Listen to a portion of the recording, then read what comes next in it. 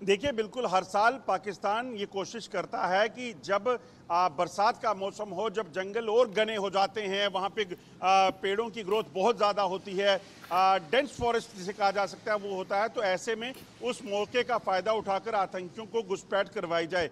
ये मुमकिन हुआ, इसमें कोई दो राय नहीं कि कहीं ना कहीं सुरक्षा बलों की जो इनपुट था या उसमें इंटेलिजेंस का एक फेलियर रहा कि इतने आतंकी घुसपैठ करके यहाँ आ गए। मगर उसके बाद उन्होंने समय नहीं गंवाया और ऑपरेशन का सिलसिला शुरू किया, तैयारी पूरी की गई।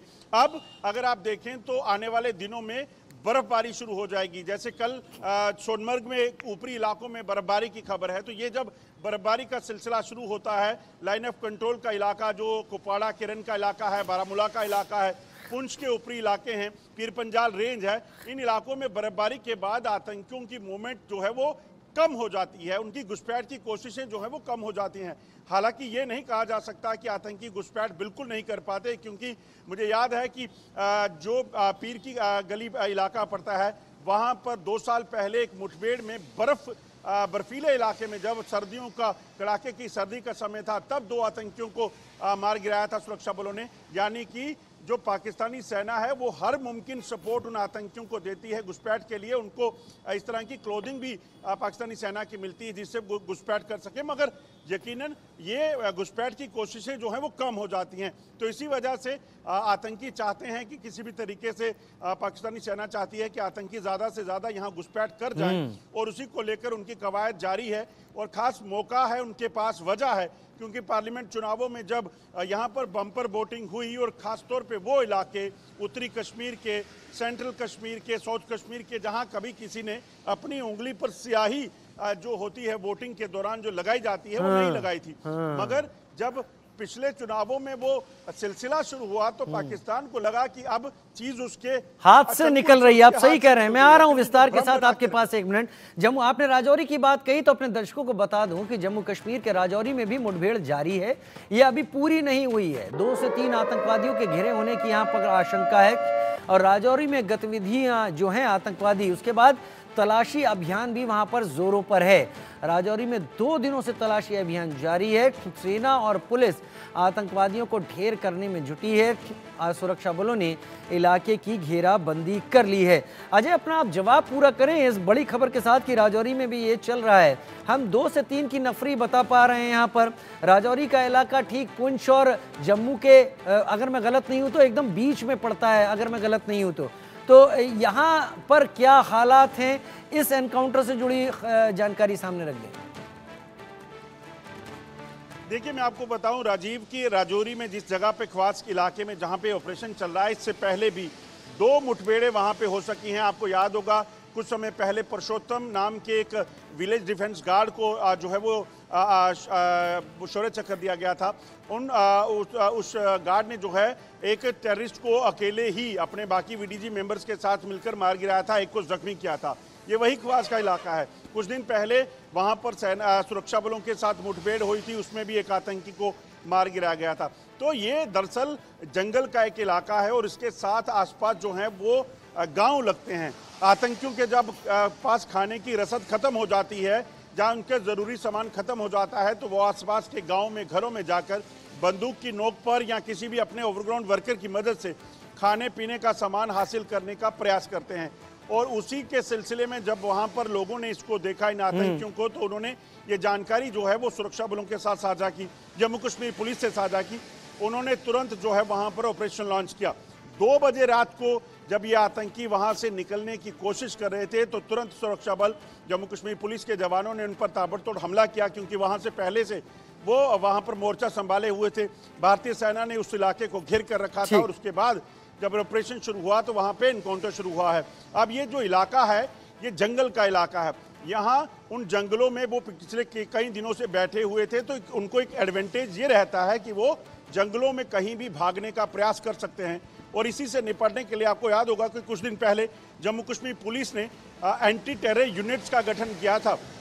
उसी एंटी टेरर यूनिट्स के गठन के बाद जो है राजौरी के इस इलाके में भी एक डिप्टी एसपी लेवल के अफसर जो हैं उनको तैनात किया गया था, ताकि वो जंगलों में छुपे आतंकियों को सफाया कर सके। और ये 19 यूनिट जो बनाए गए हैं, इनका मकसद सिर्फ और सिर्फ आतंकियों के खिलाफ ऑपरेशन चलाकर उनके सफाई का है। ठीक है, मैं आशिक का भी रुख कर लेता हूं। आशिक, पिछले कुछ दिनों से हमारी आपकी जब भी बात हुई है, लोलाब के आसपास के घने जंगलों में आपने भी रिपोर्ट किया है कि इन्होंने पोजीशन बनाकर रखी हुई है। क्या जम्मू कश्मीर पुलिस का रोल अब अहम हो जाता है, जैसा इशारा अजय भी कर रहे थे? और अगर हो जाता है तो घाटी के इन इलाकों में जो एलओसी से लगे हुए हैं वहां पर किस तरीके की तैयारी आप देख पा रहे हैं, इस जानकारी के अलावा कि एनकाउंटर लगातार चल रहा है? बिल्कुल राजीव, अगर हम बात करें तो जितनी भी घाटी के सीमावर्ती इलाके हैं, यहाँ पर फोर्सेस की डिप्लॉयमेंट जो है बढ़ा दी गई है, जिनमें जम्मू कश्मीर पुलिस भी शामिल है। और हाल ही में हमने देखा कि जम्मू कश्मीर पुलिस की एक नई विंग बनाई गई OCAB, जो कि इन्हीं ऑपरेशंस में काम करती है। और साथ साथ SOG के साथ साथ ये जवान जो है इन्हीं घने जंगलों में उतारे गए हैं ताकि इन आतंकियों का जल्दी से जल्दी सफाया हो जाए। फिलहाल अगर हम आज की बात करें तो ये एनकाउंटर जो है दो अलग अलग जगहों पर हो रहे हैं, जहां पर घने जंगलों का सहारा ये आतंकी जो है बार बार ले रहे हैं। और एक स्ट्रेटेजी जो है बिल्कुल चेंज हुई है। जब ये आतंकी किसी घर में छुपते थे तो इनका सफाया जो है बिल्कुल 1 घंटे या 2 घंटे या 1 दिन में हो जाता था, लेकिन आज जो है काफी चैलेंजिंग रहता है सिक्योरिटी फोर्सेस के लिए भी इन आतंकियों से मुकाबला करने में, क्योंकि घने जंगल होते हैं, बड़े हेवी टेरेन्स होते हैं जहां का फायदा ये उठाते हैं। बीते कुछ दिन पहले भी हमने देखा कि इस तरह से एक आतंकी को वतरगाम रफियाबाद के इलाके में ढेर किया गया, जब 3 आतंकियों का ये ग्रुप था जो कि पुलिस पोस्ट पर फायरिंग की। उन्होंने उसके बाद जो है सेना ने इन पर यहाँ से वापस फायरिंग की और जवाबी कार्रवाई में एक आतंकी को जो है मौके पर ही ढेर किया गया। और पुलिस और इन आतंकियों के बीच में अगर हम बात करें तो लगातार इस तरह के अटैक्स हम देख भी रहे हैं, चाहे हम कश्मीर घाटी की बात करें या जम्मू के इलाकों की बात करें, तो पुलिस का भी एक अहम रोल बनता है। और कुछ दिन पहले भी हमने देखा कि साउथ कश्मीर के इलाकों में कई सारे OGW की गिरफ्तारी अमल में लाई गई और इनसे भारी मिकदार में असला और गोला बारूद भी बरामद किया गया। यानी कहीं ना कहीं ये आतंकी जो है फिर एक बार कश्मीर घाटी में अपना नेटवर्क को जो है फिर एक बार जिंदा करने की कोशिश कर रहे हैं, क्योंकि यहाँ पर आप देख ही रहे हैं कि किस तरह के हालात बदले हैं 2019 के बाद। यहाँ पर अब आतंकवाद जो है लगभग जो है खत्म हो रहा है, लेकिन इस आतंकवाद को फिर से बढ़ाने के लिए लगातार प्रयास किए जा रहे हैं। और 18 सितंबर से जिस हिसाब से यहाँ पर चुनाव का माहौल है, यहाँ पर पॉलिटिकल रैलीज हो रही है और इन रैलीज पे टारगेट करने की लगातार कोशिश की जा रही है और इस डिस्टर्बेंस को क्रिएट करने की साजिश जो है बार बार हो रही है। लेकिन सुरक्षा और जम्मू कश्मीर पुलिस और CRPF हो, यानी जितनी भी सुरक्षा एजेंसीज है, वो यहाँ पर अलर्ट है और इन आतंकियों का मुकाबला बार बार हो रहा है। ठीक, अजय मेरे साथ है। तो संक्षेप में आपसे जानना चाहूंगा, जम्मू कश्मीर के पूर्व DGP शेषपाल वैद यानी SP वैद ने इशारा किया था कि यहाँ SSG के जो कमांडोज हैं पाकिस्तान की तरफ से, वो यहाँ पर हाइडआउट्स में छिपे हुए हैं। अब जो एनकाउंटर में ढेर किए जा रहे हैं, क्या इनपुट मिल रहा है? ये वाकई टेररिस्ट हैं या पाकिस्तानी आर्मी के रेगुलर्स हैं? देखिए राजीव, सेना के लिए या सुरक्षा बलों के लिए कोई मायने नहीं रखता कि वो आतंकी है, किस तंजीम से है। वो पाकिस्तान का सैनिक है, पाकिस्तान का स्पेशल कमांडोज जो होते हैं उनकी सेना के स्पेशल फोर्सेस के वो हैं, क्योंकि उनके लिए एक चीज़ बड़ी साफ है कि उनके लिए दुश्मन है, वो किसी भी फेस में हो सकता है, कोई भी हो सकता है। मगर जिस तरह से पिछले कुछ समय में ये ऑपरेशन हुए हैं, जिस तरीके से सुरक्षा बलों ने एनकाउंटर्स किए हैं, जिस तरीके से उनसे साजो सामान मिला है, हथियार मिले हैं, वो दर्शाता है कि वो हथियार सिर्फ और सिर्फ पाकिस्तानी सेना को हासिल हो सकते हैं। कोई भी आतंकी संगठन पाकिस्तान के जैसे देश में बैठकर अपने बलबूते पर कोई इस तरह के हथियार नहीं ले सकता।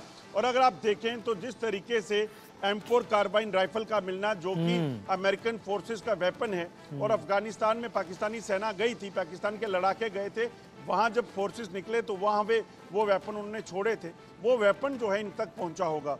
दूसरी चीज़, पाकिस्तान में आतंक जो सेना के पास, स्पेशल फोर्सेस के पास जो स्टीयर AUG राइफल है, वो एस्ट्रियन मेड राइफल है, जिस वेपन को सिर्फ और पाकिस्तानी स्पेशल फोर्सेस के जवानों को प्रोवाइड किया गया है। वो वेपन अगर आतंकियों के पास मिलता है तो साफ है कि वो पाकिस्तानी सेना के जो फोर्सेस के जवान हैं, वो चाहे उनके पेरोल पे ऑफिशियली नहीं होंगे, अनऑफिशियली होंगे, वही हो सकते हैं। जिस तरह की ट्रेनिंग उनको है, जिस तरह के उनके पास गैजेट्स हैं, इक्विपमेंट्स हैं, वो गैजेट्स इक्विपमेंट सिर्फ और सिर्फ फोर्सेस को ही मिल सकते हैं। आम इंसान को नहीं, मेरे जैसा आप जैसा इंसान इस तरह के गैजेट्स इक्विपमेंट्स नहीं रख सकता। आप सही कह रहे हैं। ये पाकिस्तानी फोर्सेस के जवान, कई सारी आर्मीज हैं जिनके पास ये चीजें नहीं होती, इसलिए इनका सोर्स समझ में आता है, हासिल करने का तरीका समझ में आता है। और अगर टेररिस्ट के पास ये है तो या तो हम पाकिस्तानी आर्मी को ही टेररिस्ट आर्मी कहें, या फिर ये कहें कि पाकिस्तानी आर्मी खुद ये हथियार टेररिस्ट को दे रही है, जिससे भारत में खून की उसकी प्यास बुझती रहे। बहुत शुक्रिया आशिक आपका हमारे साथ जुड़ने के लिए, और अजय आपका भी हमारे साथ जुड़ने के लिए। फिलहाल एक छोटा सा ब्रेक, जल्द हाजिर होते हैं।